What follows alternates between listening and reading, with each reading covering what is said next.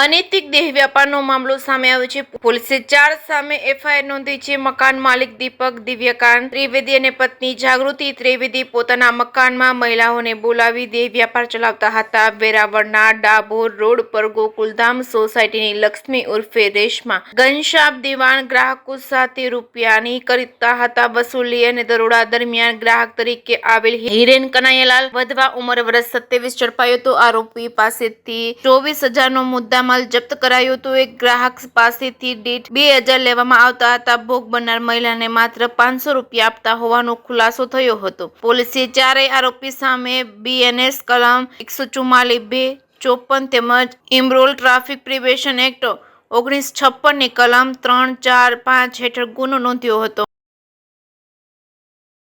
સુરેશભાઈ આહુજા, આ મોદીની વાડી અહીંયા અવારનવાર હતો તો આવે છે। અહીંયા છે ને લેડીઝ છે ને કુકરખાનું ચલાવે છે અને આની પેલા 2-3 વાર પોલીસમાં ફોન કર્યા હતા પણ કોઈ રિપ્લાય આવ્યું નતું। આજે અમે 6 ફોન કર્યા, 7મા ફોન એ લોકો આવ્યા છે, કોઈ આવતું નથી। આ લોકો લેડીઝ જઈને એ લોકો રૂબરૂમાં પકડી આવ્યા રેલવે સ્ટેશનથી, એ લોકો ભાગી ગયા હતા, બધીને પકડી આવ્યા। અત્યારે અમને કઈ ખબર નથી પડી કે શું આગળ કાર્યવાહી કરી છે, દલાલને લઈને વયા ગયા, અમને કઈ કીધું નથી।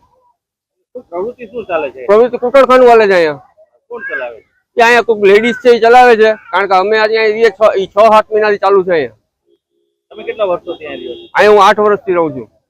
તમારા ધ્યાને ક્યારે આવ્યું આ બધું? અમારે ત્યાં અત્યારે લેડીઝ અમદાવાદથી 6 મહિનાથી અહીંયા આવી છે ને અહીંયા અત્યારે એ પ્રવૃત્તિ ચાલુ છે। અમારી માંગણી એ છે કે આ રીતના અવારનવાર માણસો આવે છે અહીંયા, જે લુખ્ખા તત્વો આવે છે એ બંધ થવું જોઈએ, આ સોસાયટીમાં કોઈ આવવું ન જોઈએ। મારું નામ હિતેશ કાંજીભાઈ અમાસા, મહિલા કોલેજ પાસે મારું મકાન છે અને એક્ઝેક્ટ એને અડીને એક કૂટરખાનું ચાલુ છે। માતૃછાયા નામનું મકાન છે અને ત્યાં જાગૃતિબેન કરીને એક છે મકાન માલિક, એ કૂટરખાનું ચલાવે છે। બહારથી છોકરીઓ મંગાવે અને વેરાવળમાં રેશમા નામની એક બાઈ છે લેડીઝ, એને પણ બોલાવે, અવારનવાર છોકરાઓ બોલાવે અને કૂટરખાનું ચલાવે છે। એની આજુબાજુ અમે રહેતા અમે તકલીફ પડે છે। 2.5 થી 3 મહિનાથી આવું બધું જોઈએ છે અમે।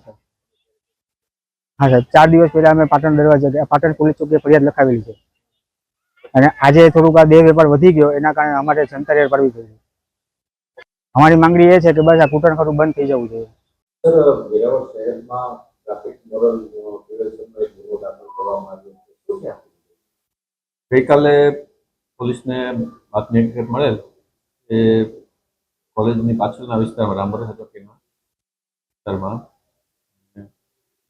વાડી વિસ્તાર કહેવાય છે, ત્યાં અનૈતિક વેપારની પ્રવૃત્તિ ચાલે છે। એ અનુસંધાને ઇન્ચાર્જ ડીવાયએસપી તથા વેરાવળ સિટીના સર્વેલન્સ સ્ટાફ પીએસઆઈ સાથે રેડ કરવામાં આવેલી।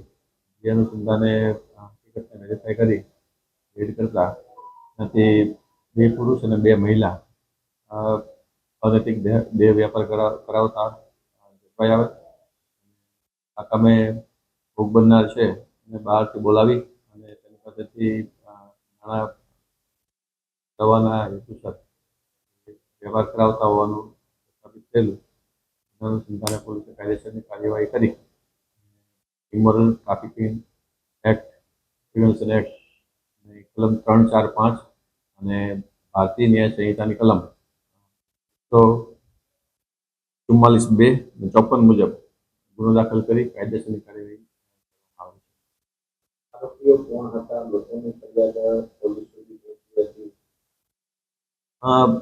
આરોપી છે દીપકભાઈ દિવ્યકાંતભાઈ ત્રિવેદી, જેમનું મકાન છે, એમના મકાનો એ આ કામ માટે તેને ઉપયોગ કરતા હતા। એમની સાથે એમના પત્ની છે, બીજા એક મહિલા છે આરોપી તરીકે, એમને આ કામમાં ગ્રાહકો શોધી અને આ વેપાર કરાવતા હતા। આ કામે હિરેનભાઈ કનૈયાલાલ વધવા, જે વેરાવળના રહેવાસી છે, એ 4 નંબરનો આરોપી છે, જે આ પ્રવૃત્તિમાં ગ્રાહક તરીકે પકડાયેલ છે। તો જે ભોગ બનનારને કેટલા રૂપિયા ચૂકવતા, ગ્રાહકો પાસેથી કેટલા રૂપિયા વસૂલતા? અમે ભોગ બનનારને 500 રૂપિયા આપતા હતા અને ગ્રાહક પાસેથી 2,000 રૂપિયા લેવામાં આવતા હતા। બાકીના છે આ પોતાના જીવન નિર્વાહ માટે સુવિધા પૂરી પાડનાર તથા દલાલ છે એ ખાઈ જતા હતા। અને આ કામે રોકડ રકમ, સ્કૂટર, મોબાઈલ તેમજ અન્ય મુદ્દામાલ સહિત કુલ 24,000નો મુદ્દામાલ છે એ ગુનાના કામે કબજે કરવામાં આવેલ છે।